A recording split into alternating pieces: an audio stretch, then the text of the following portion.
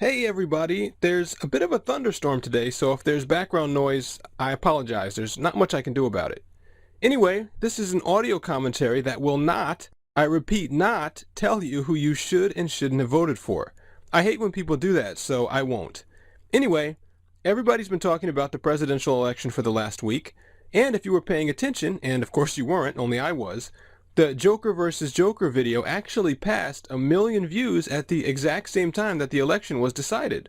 Anyway, this isn't a political channel, but we do spend time focusing on how people react to events they see, and there is a thing or two that I haven't seen discussed at all in the media, despite the fact that just about everything about this election has been analyzed from every possible angle, and probably will be for a long time. First of all, let me say that one of the reasons we all get so enchanted in politics, one of the reasons, is that the news media devotes so much attention to it. But that's not because politics is that important.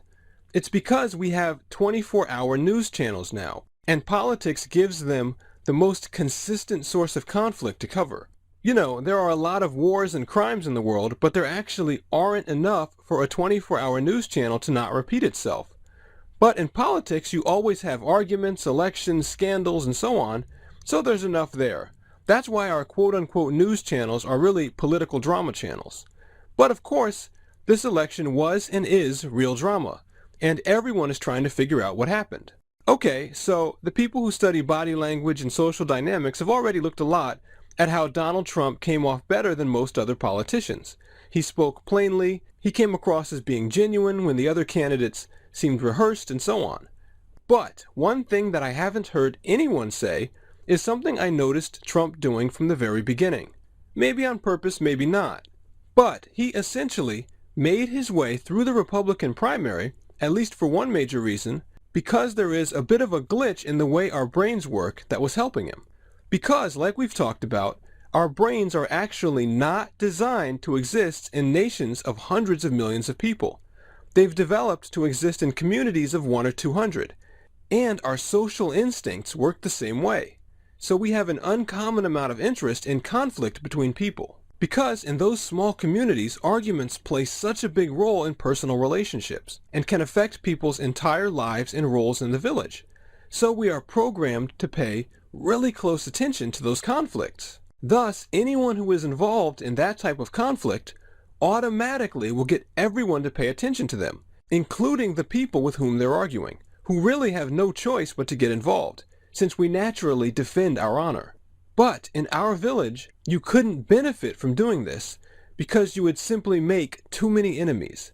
The people you were arguing with and their friends and families would constitute pretty much the entire village. So you'd get attention, but ultimately it would harm you. However, while we still have that instinct, we are no longer in that environment. And our current environment has spectators, people who don't have any personal stake in what's going on. And there are way, way more of them than actual personally interested people. So, in an environment like the primary debates, or anything else with a group of people in front of an audience, one person can simply start fights with everyone else. Those people then reflexively defend themselves or strike back against that one person, and the one person automatically becomes the center of attention. All the interest gets directed at them. And while that person will quickly become the most hated person in the small social group on stage, they also will become the most interesting person to the thousands or even millions of outside people who are watching. So from the very beginning, Donald Trump was able to immediately outshine everyone else in the crowded field of debaters. And this wasn't just about debating. Howard Stern used to do it as a radio host. Conor McGregor does this all the time in the UFC. I've ridiculed everyone on the roster. I just want to say from the bottom of my heart, I'd like to take this chance to apologize to absolutely nobody. Now, I figured that by the time the primaries got down to Trump versus 1 or 2 other people, that spotlight effect would wear off and he might lose. And the support did grow for the last remaining guys in the primary, but I think they didn't get down to one other person quickly enough. So, when combined with the other factors, Trump ended up winning. However, when he got to the general election, there was only one other opponent, so there were a lot of other things going on. A lot of that probably comes to things like how the campaign was run and other stuff that's not really our area. But there's a couple of things we can talk about, particularly how this same sort of glitch in our thinking affects some of the things that Trump said. Of course, he was really controversial, and that invited a lot of protests, sort of the same way that celebrities get in trouble if they say things that are controversial or offensive online. But I think a lot of that trouble comes from the way we naturally respond to one person being upset as though we were in a village. In a village, one person knows a much higher percentage of the population, like way, way, way higher. So we have to take one person being upset much more seriously. But in our current world, it's very different. You can put out certain statements, and a large number of people see them, and the people who are most upset at those things, due to personal reasons or reading it a certain way and so on, are the ones who you hear from. And what I think happens is that the person with the big audience, the politician, celebrity, whatever, has that instinctive response to the one angry person, where it feels like a major matter for their reputation.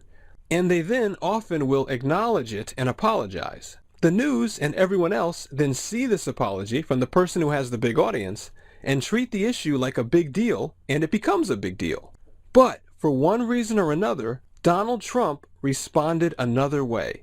He did not react as though the few angry people were a big deal. And for the most part, he refused to apologize. Like here, for example. Are you aware that the term anchor baby, that's an offensive term? People find that hurtful. You mean it's not politically correct, and yet everybody uses it? Look it up in the dictionary. So it's you know offensive. What? Give me a different term. Give me a different term. What else would you like to say? The American-born child of an undocumented immigrant. You want me to say that? Okay. No, I'll use the word well, anchor I'm baby. saying, Excuse why, me. Why do you have to use that phrase? I'll use the word anchor baby. The result is that the large majority of the audience hears that it's not a big deal. And the actual person who was upset then basically tries to tell everyone else what happened and to rile up a social rejection for Trump or whoever else would be in that position, and it doesn't happen. Because most people are actually not that bothered by those statements.